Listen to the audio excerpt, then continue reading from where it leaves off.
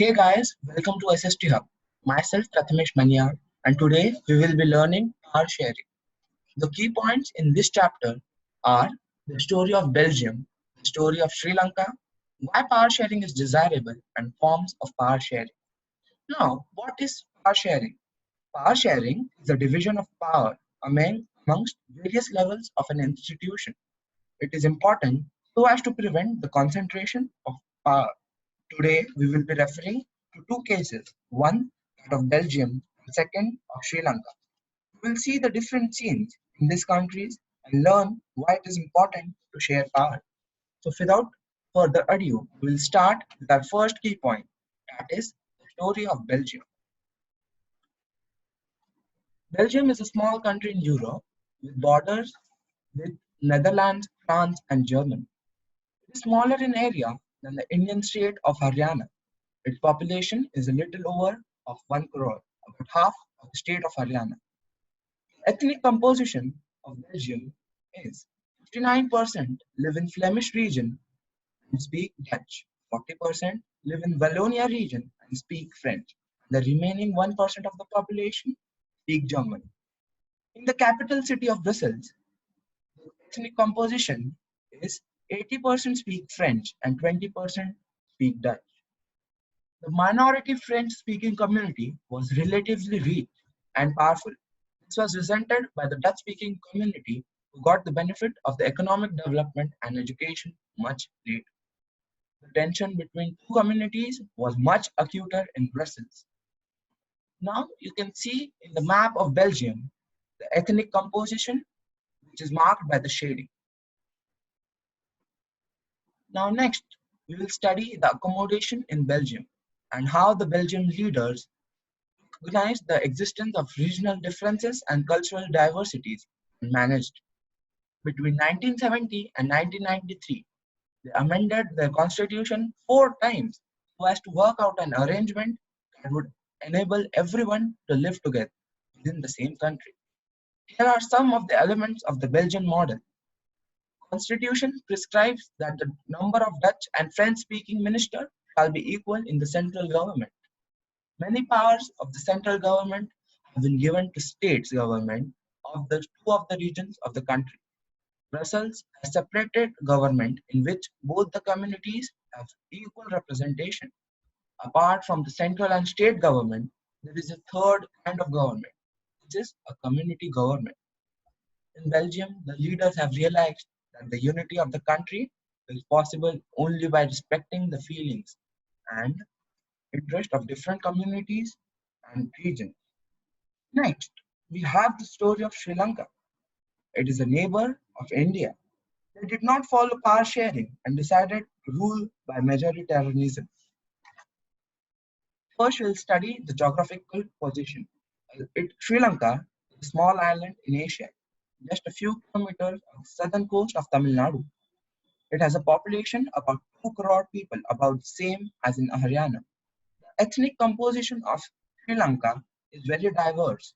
Like 74% are Sinhalese speaking people, 18% are Tamil speaking people, and the rest 7% are Christians.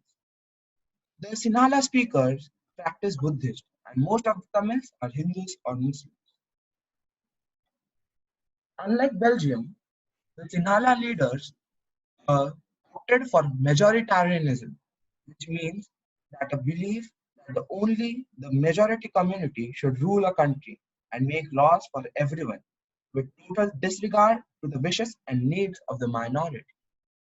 Sri Lanka emerged as an independent country in 1948. In 1956, an act was passed to recognize Sinhala as the only official language, thus disregarding Tamil. The new constitution stipulated that the state shall protect and foster Buddhism. The government only supported the Sinhala speakers and gave them first preference in education, colleges, government office, etc. The distrust between the two communities turned into widespread conflict, which soon turned into civil war.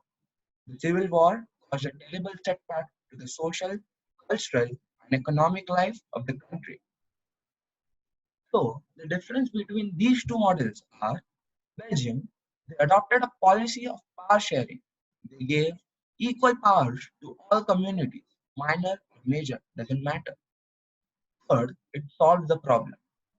Sri Lanka, they adopted a policy of majoritarianism.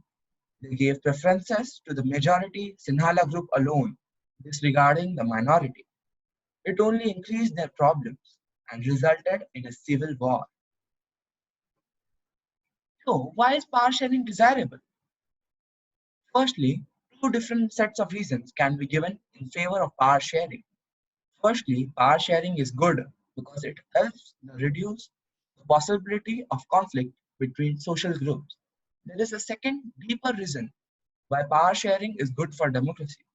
Power sharing is the very spirit of democracy. A democratic rule involves sharing power with those affected by its exercise and who have to live with its effects. Let us call the first set of reasons prudential and the second moral. While prudential reasons stress that power sharing will bring out better outcomes, moral reasons emphasize the very act of the power sharing as valuable. Now we'll study the forms of power sharing. Power sharing has emerged in opposition to the notions of the undivided political power. It is practiced only in democratic governments. Everyone has a voice in the shaping of public politics. In a good democratic government, due respect is given to diverse groups and views that exist in a society. Now, we'll look at the most common arrangements that we have or will come across in power sharing. For example, in India, power is shared among different organs of the government, such as the legislature, executive, and judicial. Power can also be shared among governments at the different levels, the general government for the entire country, and governments at the provincial or regional level. Power may also be shared among different social groups, such as the religious and linguistic groups. Power sharing arrangements can also be seen the way political parties, pressure groups, and movements control or influence those in power. That is all for this chapter. Hope you learned very well. Please subscribe our channel and click the bell icon to receive notification. And please comment on which topic I should make the next video. Thank you.